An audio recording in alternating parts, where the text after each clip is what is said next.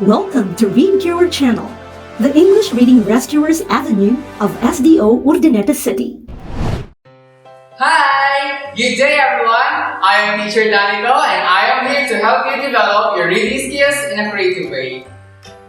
Before we start our lesson, let's take a look at the skill that we need to learn today. Come on, let's read it! At the end of this lesson, you should be able to infer the general mood of the selection through combining the text, evidence, and schema. Today, we will learn about inferring the general mood of the selection. Probably, the first questions you may ask are, what is mood? What is an inference? And most importantly, how can making inferences help me to be a better reader? If you have these questions on your mind, well, this tutorial is for you. So let's get started! Mood. It is the general feeling that a piece of writing creates within the reader. Is the mood happy? Angry? Excited? Doubtful? Frightened? And these feelings are called mood. An inference, on the other hand, is a conclusion or opinion that is formed because of known facts or evidences. Good readers infer by using what they already know, the schema, along with the clues in the text evidence, to form an idea. That formed idea is called inference. Looking for clues is very important when making inferences. Actually, we make inferences every day in our real life without even realizing it, when we use the clues around us to make sense of what is happening. Let me show you. Oh, the baby is hungry. He was probably speeding. That man is scared. Tony does not like the food. In everyday life, people combine the clues they see with their prior knowledge to form an inference.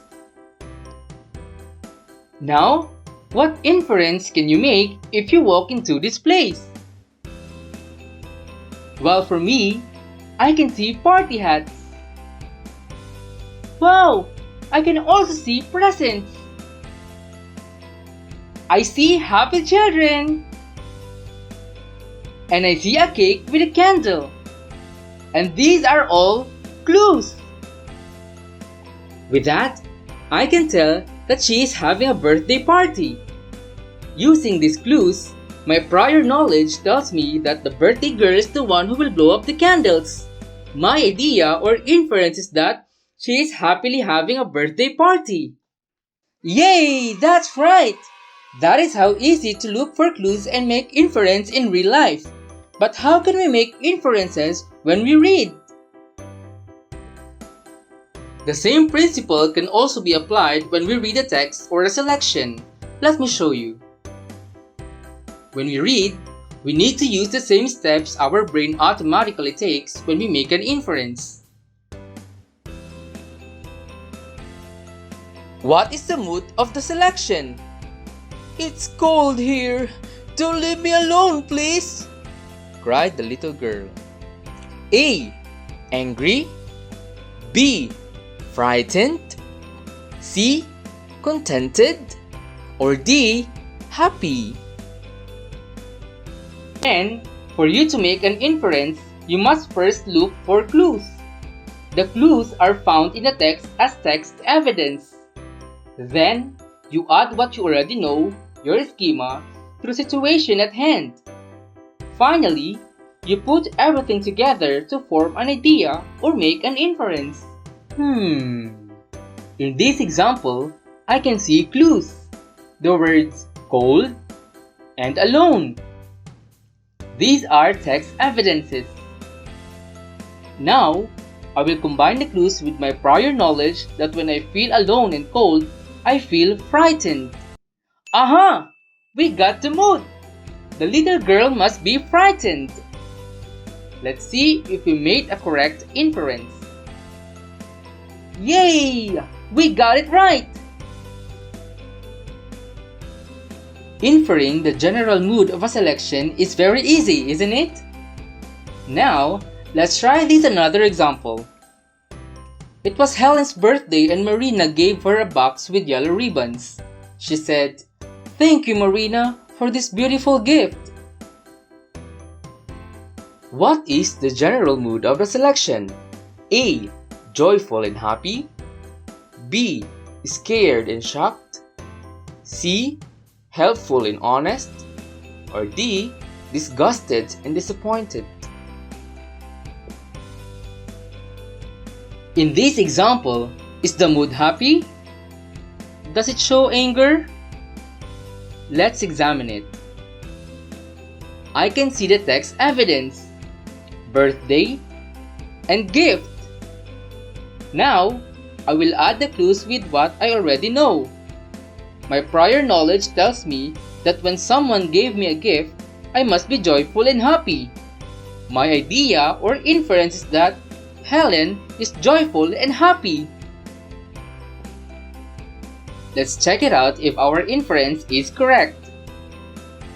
Yes, we are right! This time, we will learn further the mood of utterances or even the whole story or selection. Let's read and study this short poetry. A dream. On a midnight dark and silly, I woke up alone from a distance so scary. I dreamed of figures from a ghost story and the house that was haunted by the white lady. What is the mood of the poem? A. Fun. B. Excitement. C. Fear. Or D. Anger. Well, for me, the speaker is fearful in his words. It tells us the intense feeling of fear because of the text evidence is shown, such as dark, silly, alone, scary, ghost, haunted, white lady. He was really scared about his dream. Well, the poem is what we call the selection. It is sometimes called the utterances. So, the whole selection of the poem displays fear. Yes, it is the general mood of the selection. Now, you're getting it right. Let's try this another selection. Midnight's bell goes tiny, tiny, tiny. Then, the dogs do howl, and a bird does sing. Ravens croak in chimney tops. The cricket in the chamber hops. And the cats cry, meow, meow, meow. What is the mood of the poem? A. Satisfied. B. Exciting. C. Polite. Or D. Helpful. What does the poem tell us? What is the feeling of the selection? Is the mood happy? Does it show fun? The speaker is satisfied. It doesn't tell us of intense feeling of happiness but only a very light emotion. He is just satisfied of how the insects and birds do. So, the whole selection of the poem shows satisfaction. It is the mood of the selection. Again, what we did today is inferring the general mood of a selection. In inferring, the clues or the text evidences and the schema or prior knowledge are the perfect formula to conclude an idea or what we call inference. Always remember, good readers make inferences using the clues along with their own experiences to help them figure out what is not directly said, making the text personal and comprehensible. We have come to the end of this episode. I hope you had fun learning and inferring the general moods of the selections as much as I did. Okay. Thank you for staying with me. Always remember to open a book and discover what magic is. I am Teacher Danico. See you again in our next reading adventure. Bye!